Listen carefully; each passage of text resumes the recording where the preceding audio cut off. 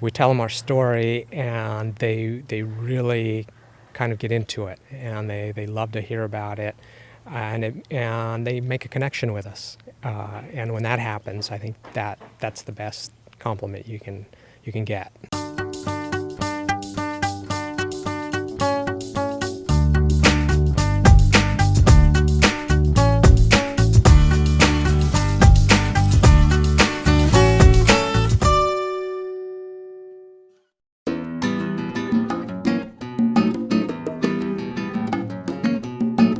We grew up in St. Helena, and my father came here from Mexico. Kind of the story of our label is somewhat the story of my father coming here. And we get together almost every Friday at our parents' house to have dinner, drink wine, and on one of these occasions, we were again working on trying to come up with our brand.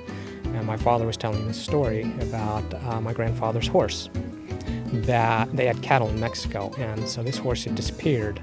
And a couple of years later, it kind of broke through the front doors and came into the courtyard in the house.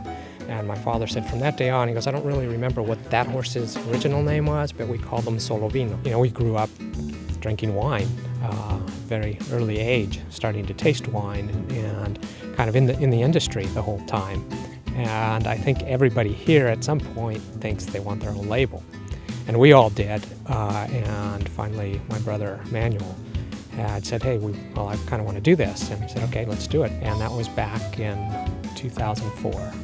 And our first release was 2005. The setting is kind of unmatched. It's just the view here of the Palisades and the caves here behind us. And it was my brother-in-law who kind of dug the caves himself. He didn't use a contractor. He bought the equipment and dug them out himself. The grapes are grown throughout the valley, kind of from the AVAs or the regions that we think are the best for the grapes. Our cab from Rutherford. It's on the valley floor, most of the Rutherford appellation. The wine that we're featuring for Cellar Angels is our Solovino Cabernet Sauvignon. It's a 2006 Rutherford cab. It is it's a Napa cab. It's a big wine. It has really deep flavors. It's kind of a heavy wine. It's got the bit of backbone that I think most cab drinkers are looking for, with those tannins that are there, but they're not overpowering. It's got real jammy, plum, dark fruit flavors. We are already doing what we can to help local charities. We serve on different boards of some local charities, and so the fact that this part of the proceeds of these sales are going to go to charity fits in with our kind of community, philosophy and involvement.